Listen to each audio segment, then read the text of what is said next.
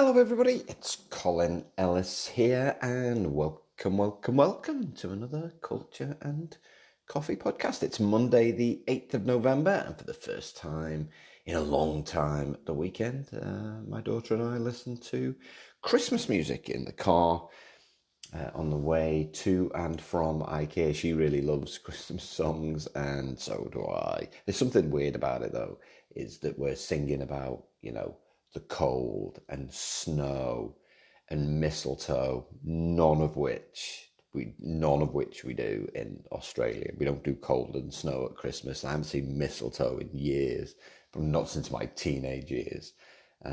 Who decided that mistletoe was a thing? That's a question I should start with. They just found a sprig. It was probably a boy. It's definitely a boy. It's like, this looks weird. How can I use it to kiss girls? And just gonna have a look while we do. I'm just gonna ruin the podcast by figuring out why. No, it's toxic. Did not know that it was toxic. Mistletoe. There's a mistletoe queen every year in the UK town of Tenbury Wells, which is in Herefordshire, which is near the Welsh border, I think. One of the earliest references to mistletoe traditions, I saw Mummy kissing Santa Claus. Cheater! It's associated with fertility and vitality. There you go. Still sounds like a massive excuse to sexually harass somebody. Yes, we are at that time of the year. I hope you're well, wherever you are in the year. I'm quite excited here in 4 weeks. It's less than 4 weeks now. I get to start delivering face to face again, which I haven't done in a long time. There are many clients desperate to bring everybody together, which is great news. So we'll be doing that. This week's coffee is from Colombia, and it's an Andino Bruselas, from Rumble Coffee Roasters in Kensington, Victoria. It has notes of nectarine, blood orange, and peach. Let me just have a quick taste of this.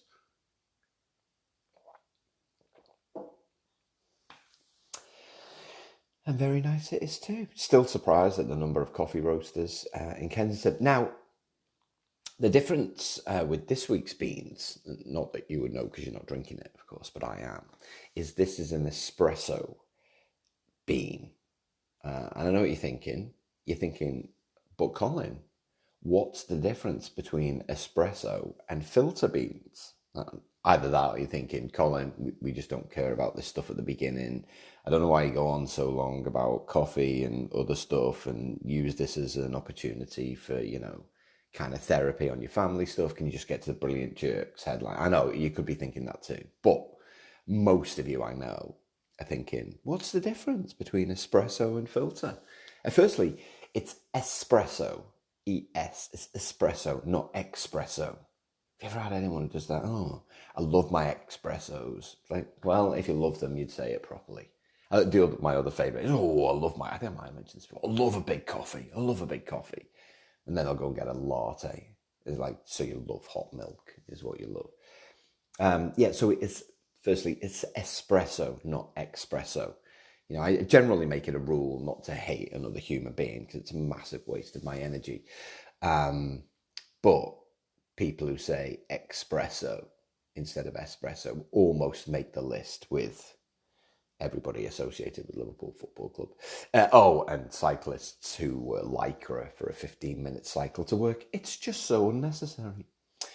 Secondly, the key differences between espresso and filter are in the way that the beans are ground and the brewing times. So the grind for espresso is very fine. Espresso is these are the beans that you use to make your long blacks, your short blacks, your lattes, your cappuccinos, and so on and so forth. And it's brewed much more quickly than filter, which is why the grind is finer. It generally takes 30, from memory, 30 to 40 seconds to run hot water through the espresso grind. The thing is, like, there's a real art to it. When hopefully through this podcast, you're really starting to appreciate your coffee, especially if you go and buy your coffee from somewhere. Hopefully you're appreciating it a bit more, because baristas will spend time in the morning. I know, because we used to do it. My wife used to do it. Is spend time running the machine, spend time making sure everything is clean, making sure that the grind is perfect, so that when you run it, there isn't like a bitterness to the coffee. Have you ever had like a black coffee? Typically, you'll hear people say things like, "Oh, it tastes burned." Do you know what I mean? It tastes really burnt, and that's because you've got that real acidity. It's over brewed. It's you've run the hot water through the grind too long. But it's frustrating when you don't get it right. It's really, really frustrating, because you can really tell with the brew. So it's brewed. It's a finer grind bean, and then it's brewed really quickly. The modern coffee machines, and I don't mean Nespressos, by the way. George, like George Clooney. George Clooney could probably do this podcast. I can't do an impression of George Clooney, but he'd be like, "Hey man, hey man." It's the worst impression of George Clooney ever. "Hey man, your grind's got to be really compact in your little foiled thing that doesn't degrade. Hey man, just run it through."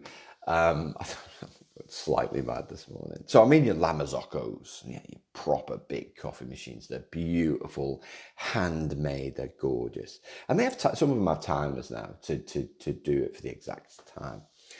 But yeah, baristas spend a lot of time.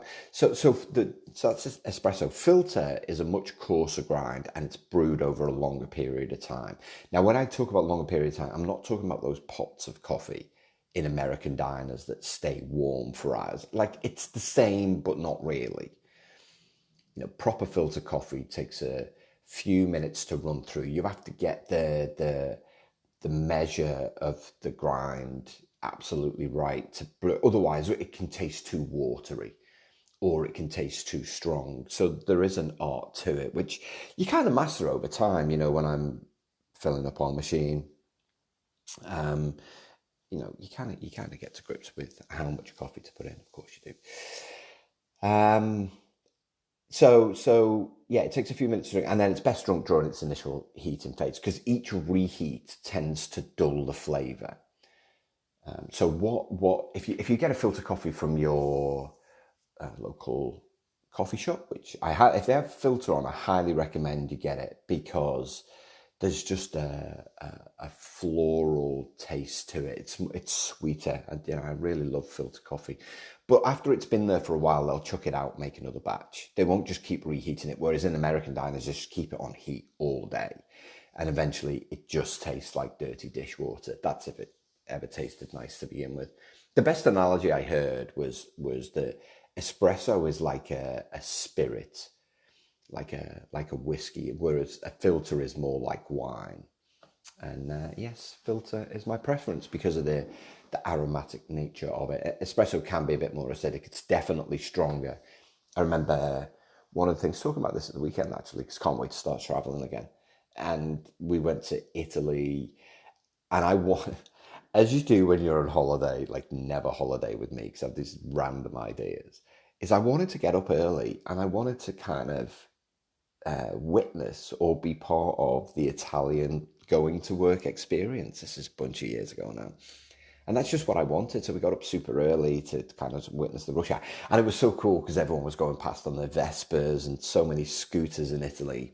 And everyone looked so cool, like effortlessly cool.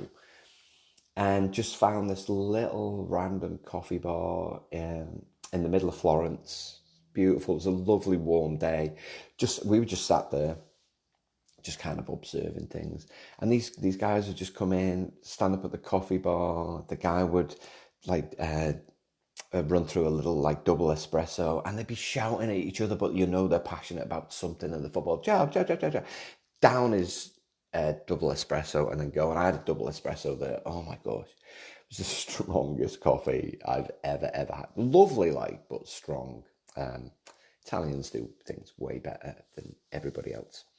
One more thing before I get onto this week's topic. If there's an off chance, and there could be, you never know, that my brother is actually listening to this podcast. I have two brothers, by the way.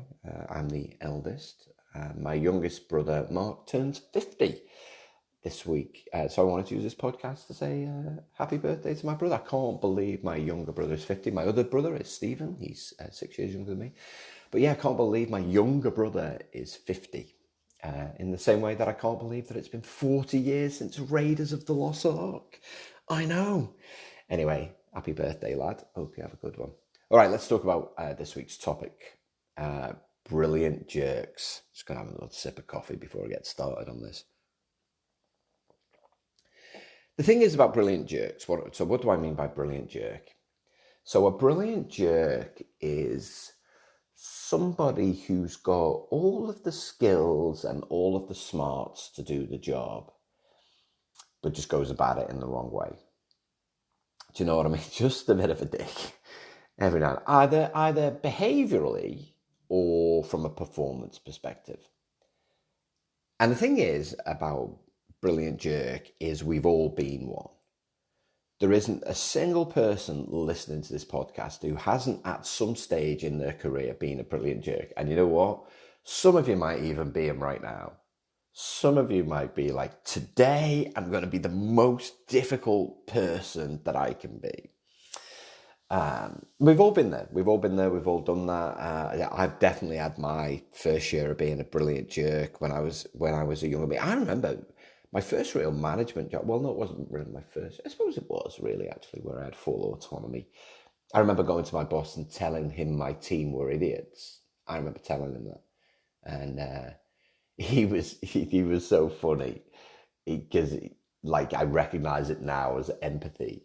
Which I'll talk about because it's important to kind of be empathy out when you're dealing with brilliant jerks.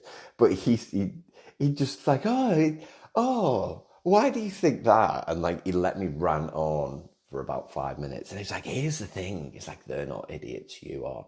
And it was so blunt and direct. And I was like, wait, what? How can that be? But it's true. It was true. So brilliant jerks. Now the thing about brilliant jerks is this is the way that we think about them. I don't want you to talk about them to other, if you're a manager, don't be like, oh God, I've got 3 brilliant jerks in my team. You don't want to talk about behind their back. It's one of the worst things you can do to another human being is gossip about them. If you've got a problem with another human being, and this goes for life, is just talk to them about it. Or talk to someone who's paid to listen about these kind of things.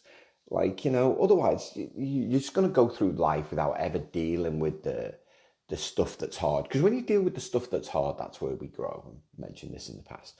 So you have a brilliant jerk in your team. Don't talk about them in that way. It's something that you need to deal with. But there's 5 things when you, if you want to deal with brilliant jerks, and I recommend that you do deal with them. And it doesn't matter at what stage they are in their career, because what we do is no one kind of enjoys those difficult conversations, but it's crucially important, especially in a workplace context, it's crucially important that they happen.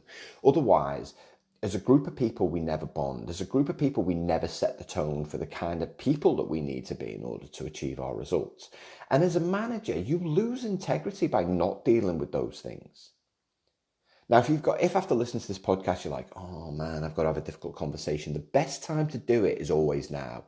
We will find every excuse possible not to deal with the difficult stuff. And we find every excuse possible to avoid courageous conversations. All right, so the best time to deal with it is always now. So let's say you've got a brilliant jerk on your team. Now, you might not have one now, but you definitely will have one at some stage in the future if you're a people manager. And by the way, if you aspire to be a people manager, I want you to know that it's not easy. It sounds like an obvious thing to say, but it's not easy. I would say, along with being a father, that's hard, right? It's really hard because you find out new stuff about yourself every day. It's one of the hardest things to do is manage other people. And which is why there's so few leaders in the world, because then going that next step and being a role model for someone is even harder. But it is one of the toughest things you can do. I think what we all want is for everyone to be the best version of themselves every single day of the week. And it just can't. It can't happen. It very, very rarely happens.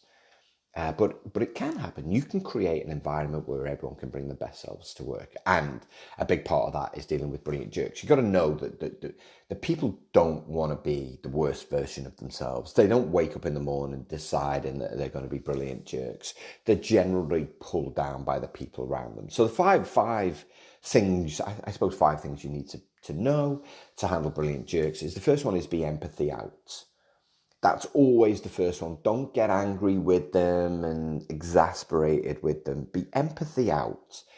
What is it that's making them feel, act, behave in the way that they do? There's always a reason. There's always a root cause.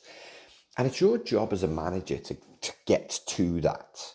Is to understand that. Is to find that out. That's your job as a manager. Is to actually have a conversation and say, Colin, I'm keen to understand why you're behaving in this way. I'm keen to understand why you're performing in this way or acting in this way. Just take some time to... It's the easiest thing to do is to lose your temper with them. The easiest thing to do is to talk behind their backs. Oh, Colin's such an idiot, whatever. That's the easiest thing to do. It's also the worst thing to do. So be empathy out. So take some time to listen. I've had people in the past say, oh, what do you do how do you deal with serial moaners, right? Brilliant jerks, serial moaners. Well, you have to listen to their moans and figure out what's the root cause. Actually, because it might be you. You might be the root. The way that you manage people could be that. I know. I was confronting, wasn't it? What? I don't listen to this podcast to be told that I'm the problem. I listen to this podcast to deal with other people. But it could be. It could be you. Who knew? But you could be the problem. So you have to always be empathy out. You have to take the time to listen. That's the first thing. The second thing is make sure that the other person understands how they should behave and how they should perform. Which sounds obvious because your first thing that you think is, oh, well, we have policies for that, but I'm not talking about that. One of the things that managers don't do, and they should do, is define the culture every single year. Because only when you define the culture do people understand the behavioural expectations of them. Because firstly, as a group of people, you've decided that these are the behaviours that you need to bring to the fore in order to be successful. We just make an assumption that people know how to behave. They don't. They don't know how to behave. It's ridiculous. They're adults. They should know, but they don't. Also, they don't know how to behave in that moment for you to achieve the goals that you've set yourself. So that culture definition piece is massively, massively important. I was talking to someone about this, a friend about this last week, and we were talking about the culture programs that I run, and she was doing something similar. She's like, oh, I really struggle to kind of help people to understand why it's important. What do you do? I was like, well, generally managers will come at culture definition for 2 purposes. One, it will be kind of ego driven. I don't mean self-centered, but in the sense that, how can I do this thing for other people? And learning how to define a culture is legacy work. It's something that you'll never forget. It's something that once you realize and understand the importance of it and the value it creates, it's something that you always do. The second way to sell it is often around, the fact that it brings people together, it brings teams together, and the values is more engagement, more productivity, happier staff, all of the important stuff. But it brings people together and it unites them behind a vision and centers them around the behaviors they need to demonstrate on a day-to-day basis and kind of the principles of the way that you'll work together. And that's the importance of culture definition.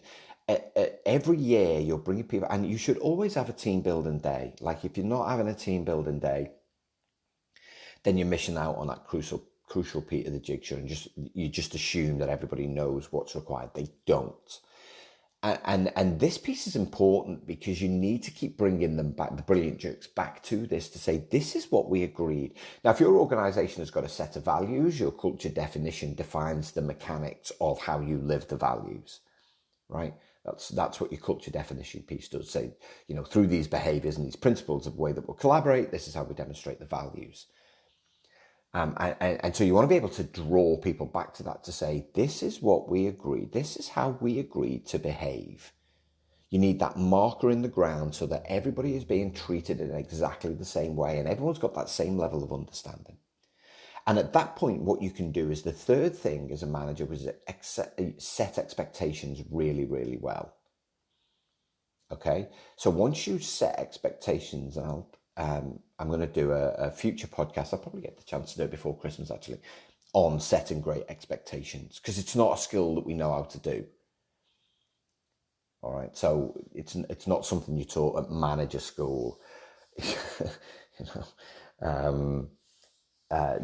me, it's one of those key, that I do these kind of bespoke leadership programs. This is a bit of a sales pitch, this podcast. I don't mean it to be, but bespoke leadership programs. And I have this kind of, it's almost like a pick and mix of these leadership modules. And the modules that people pick are the things that you assume that everyone can do: courageous conversations, setting expectations, building high performing teams, right? But setting expectations is so important, because what you want to do is sit down with someone and say, by the end of this week, the key output that we need from you as part of the team's objectives is this. Right? You want to be able to give someone as much autonomy as they can. So you're going to sit down with them on a one-to-one meeting, however you do it, and say, this week, this is my expectation of you, and here's the behaviors we've agreed as a team. So what you've done is really give them real clarity from a performance perspective. This is what I need. And from a behavior perspective, this is how you go about doing it. That's what we mean by setting expectations. So there can be no doubt whatsoever in their mind about the performance that's expected and also the behaviors. Now, if they've been a brilliant jerk the previous week in your one-to-one, you're going to say, listen, the way that you went about your job last week wasn't acceptable for these reasons. All right, so there's that courage that's required instantly.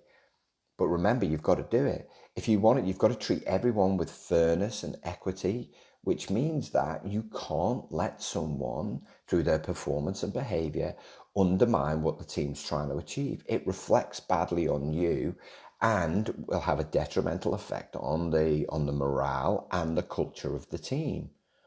And people will be angry about the fact that you're not dealing with it, and then you'll have a combatant culture. Or else they'll do, everyone will join in and make excuses. Well, he's retiring next year. What to expect? He's miserable. That's what we should expect. No, I performance managed a guy who was a year from retiring once. It's tough. I didn't want to do it. He was a lovely fella, but just went about stuff in completely and utterly the wrong way. And so as a manager, I used to do culture definition workshops, which is why that's my line of work now. And we had the 2 days, so we had to perform. I set expectations really well. And he was just a brilliant jerk. And I remember saying to him, Dennis, that's not his real name. I was like, Dennis, I was like, I can't have you behaving and performing in this way. So this is number 4. You have to provide direct feedback. If you've done all of the things, if you're empathy out and taking the time to understand the root cause, if you've set the culture with the team, you can't dictate it. The team has to define the culture. If you've set expectations really well, then you have to give direct feedback. And I said, Dennis, is like, the way that you're behaving is just not acceptable. I've taken the time to listen to the issues that you faced. We've talked about what needs to be done to correct it. But it's just not acceptable for you to behave in this way. At no stage did I lose control of my emotion. Because as soon as you lose control of your emotion, you've kind of lost. Right? You have. You've lost. Because not that it's not that you're trying to will. In a sense, what you're trying to do is what you want is for someone to be as high performing as they can be. You want to help someone achieve their potential, even if they're a year away from retirement. As I said to him, I said, when you leave this organization, I want people's memories of you to be fond ones. I want them to think that we're really going to miss you for the work that you've done, not good riddance, thank you, when are you leaving, right? You don't want that. Again, it's all about legacy. What will your legacy be? Will your legacy be I contributed to the success of the team, or will your legacy be I'm a miserable get who just held everybody back, So, you've got to provide direct feedback. Now, throughout that conversation, I'm making notes, and I'm making sure I provide time, again, to be empathy out and to listen. But I want them to know there's a pathway. And this is performance management. I always used to say, it's like, this is the first conversation, I want it to be the last. So the third conversation that we have about your performance or your behavior, there's a member of the HR team in the room, and there's a process to follow. You don't want that. I don't want that. But if I have to go down that pathway, we'll go down that pathway. It involves letters, it involves kind of passive aggressive behavior from the organization. I was like, that we don't want to get there. I was like, I want to speak to you human to human. I want to appeal to you to be a good teammate. This is direct feedback, but I'm staying in control of my emotions the whole time. And then the fifth thing is, if they don't want to play ball, you have to performance manage them. And HR will do everything they can to stop you. I know it sounds crazy. If HR people, if you're listening to this, please make it easier for managers to performance manage staff. Don't try and put managers off. I've had HR people say, it's really hard to performance manage people in this place. It takes a long time. Don't do that. Help me. Recognize that actually attrition of brilliant jerks is a really, really, really good thing for the culture of the organization. Like, as an organization, you're trying to go somewhere, you're trying to achieve something. You can't do that if you've got people holding you back. So what we need is for HR people to stop getting really angry about this. I'm still trying to stay in control of my emotion. We need HR to step up. We need your help. We don't need you to tell us it's hard and to put us off.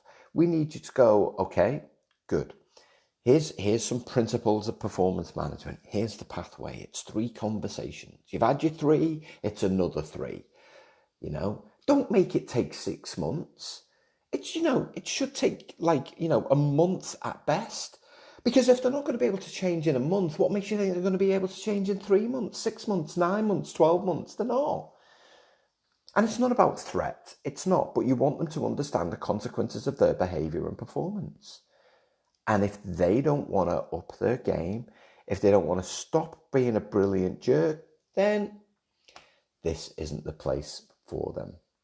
So in summary, we've all been brilliant jerks. We've all got the capacity to be brilliant jerks. Don't be a brilliant jerk. Don't be that person, right? Try as you can to try as you can to be the best of yourself. I had someone once who said, it was a conference, I think it was in the US, and they said, what do you do if you recognize you're going to be a brilliant jerk? And I thought it was such a great question because, I've woke up on the wrong side of bed this morning. Have you ever done that? I was like, just call it. Just say, listen, not feeling myself today. Desperately don't want to say something that I shouldn't. So I'm just going to keep myself to myself for the first hour and just get my head straight, or call in a mental health day. So we've all got the capacity to be brilliant jerks. If you've got one on your team, then be empathy out. Make sure you've defined the culture. Set expectations really well. Provide them with direct feedback, and remember to performance manage them because the culture will thank you for it. All right, that's it for your Culture and Coffee podcast for this week. Ta-ra for now.